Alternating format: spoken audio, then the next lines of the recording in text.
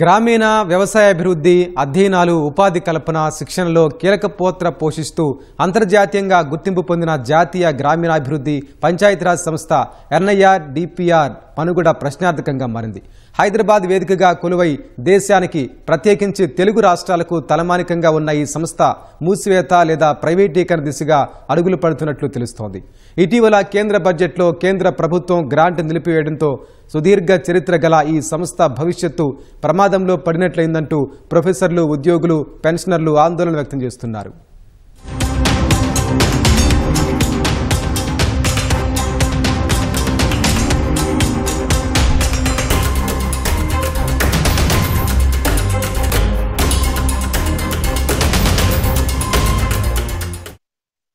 హైదరాబాద్ రాజేంద్రనగర్లో కొలువయున్న జాతీయ గ్రామీణాభివృద్ధి పంచాయతీరాజ్ సంస్థ NIRDPR మనుగడపై సర్వత్రా తీవ్ర ఆందోళన వ్యక్తమవుతోంది. 2025-26 కేంద్ర బడ్జెట్లో కేంద్ర ప్రభుత్వం ఈ సంస్థకు నిధులేమీ కేటాయించలేదు. ఇలాంటి అనుభవం ఎదురు కావడం ఇదే తొలిసారి.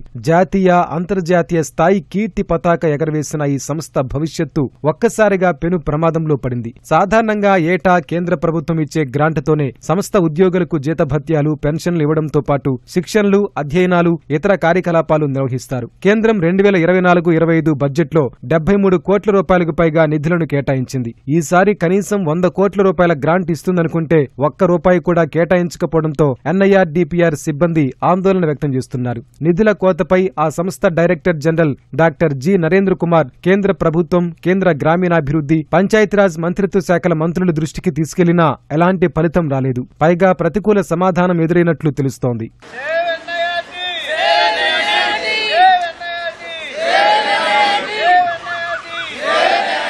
నిధుల కోత నిర్ణయంతో NIRDPR భవిష్యత్తు ప్రశ్నార్థకంగా మారిందని, శిక్షణతో పాటు కార్యక్రమాలు నిలిచిపోయే ప్రమాదం పొంచి ఉందని సిబ్బంది ఆందోళన వ్యక్తం చేస్తున్నారు. సంస్థను మూసివేసే సన్నాహాల్లో భాగంగానే కేంద్రం ఈ నిర్ణయం తీసుకుందని అంటున్నారు. వేతనాలు, పెన్షన్లు నిలిపేయడాన్ని నిరసిస్తూ సంస్థ ఉద్యోగులు, పెన్షనర్లు ఆందోళనకు దిగారు. మొత్తం 670 మందికి పైగా వేతనాలు నిలిచిపోవడంతో ఆగ్రహం వ్యక్తం చేస్తున్నారు.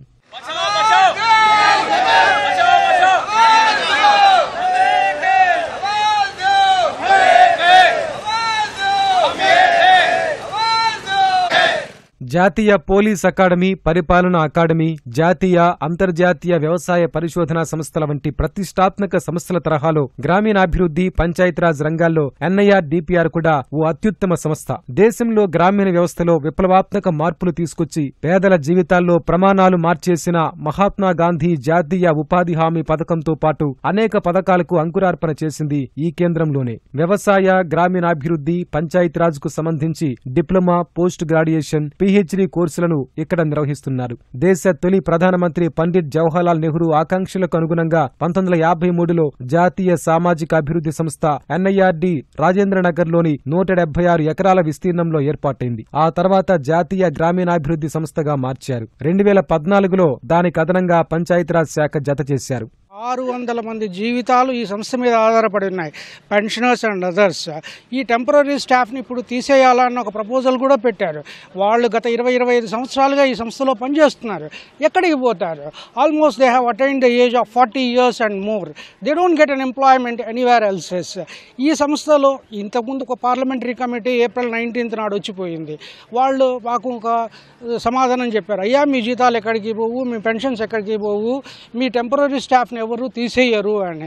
దానికి అగనెస్ట్గా చాలా కార్యక్రమాలు జరుగుతున్నాయి. NIRDPRలో 220 మంది శాశ్వత ఉద్యోగులు, 120 మంది వరకు పొరుగు సేవల సిబ్బందితో పాటు 300 మంది వరకు పెన్షనర్లు ఉన్నారు. సంస్థలో 23 వరకు భారీ భవనాలు ఉన్నాయి. శిక్షణ కోసం అత్యాధునిక ఆడిటోరియం, చర్చల కోసం అద్భుతమైన సమావేశ మందిరాలు ఉన్నాయి. ఎగువన 66 ఎకరాల విస్తీర్ణంలో గ్రామీణ సాంకేతిక పార్కు కొలువైంది. ఒక ప్రైవేట్ పాఠశాలకు ఉచితంగా భవన సముదాయం ఇచ్చారు.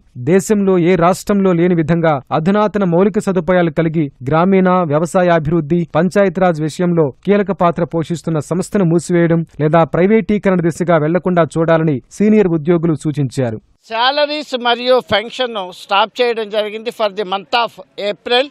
సో ఈ విధంగా శాలరీ స్టాపేజ్ కావడానికి కారణము ఏంటో ఐదర్ ఎంప్లాయీస్ కానీ పెన్షనర్స్ కానీ తెలియపరచలేదు. ప్రత్యేకించి 2025-26 బడ్జెట్ జీరో బడ్జెట్ చేయడం జరిగింది. జీరో బడ్జెట్ చేయడానికి గల కారణాలు కూడాను తెలియపరచలేదు. అది అంతేకాకుండాను ఎన్ఐఆర్డి నేను అబాలిష్ చేసి ప్రైవేటైజేషన్ చేయాలి అన్న ఉద్దేశంతో ఈ విధంగా చేయడం జరిగిందని మాకు సూచనగా తెలియజేయడం జరిగింది. మేము కాంట్రాక్చువల్ స్టాఫ్ ఇక్కడ 25 years నుంచి చేస్తున్నాము. కానీ ఇప్పుడు మమ్మల్ని 3 yearsకే తీసేయాలి అని తీసేస్తున్నారు. వాళ్ళకి కావాల్సిన వాళ్ళు ఉంచుకుంటున్నారు, అవసరం లేదు అనుకున్న వాళ్ళని తీసేస్తున్నారు.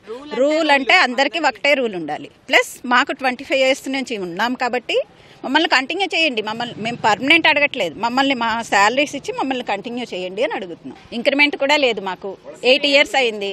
కోర్టుకు వెళ్ళాము, కోర్టులో ఫైట్ చేస్తూ ఉన్నాం. ఎన్ఐఆర్ డిపిఆర్ స్వయం సమృద్ధి సాధించి శిక్షణలు ఇతర కార్యక్రమాలు నిర్వహణ కోసం సొంతంగా ఆదాయం సమకూర్చుకుని జీతభత్యాలు ఇచ్చుకోవాలని కేంద్రం నుంచి సంకేతాలొస్తున్నట్లు తెలుస్తోంది. ఇది అసాధ్యమని తెలిసినా నిధుల కోత విధించిన పట్ల సర్వత్రా వ్యతిరేకత వ్యక్తమవుతోంది. అదే సమయంలో అకస్మాత్తుగా ఏకంగా 120 మంది పొరుగు సేవల సిబ్బందిని తొలగించాలని నిర్ణయం తీసుకోవడంతో ఆందోళన మరింత పెరిగింది. ఇక ప్రైవేటు పాఠశాల నుంచి అద్దె వసూలు చేయాలని చూస్తున్నట్లు సమాచారం. తాజాగా పార్లమెంటరీ స్థాయి సంఘం ఎన్ఐఆర్ డిపిఆర్ ను సందర్శించగా ఉద్యోగులంతా తమ మొరను వారికి వినిపించారు. స్థాయి సంఘం సానుకూలంగా స్పందించింది. సంస్థ మూసివేత లేదా ప్రైవేటీకరణను అడ్డుకుంటామని ఎన్ఐఆర్ డిపిఆర్ ఉద్యోగులు పెన్షనర్లకు హామీ ఇచ్చింది. ఎన్ఐఆర్ డిపిఆర్ ను మూసివేయొద్దని, కేంద్ర ప్రభుత్వం ఇచ్చే నిధులను నిలిపివేయొద్దని ఆ సంస్థ అకాడమిక్ అసోసియేషన్ డిమాండ్ చేసింది.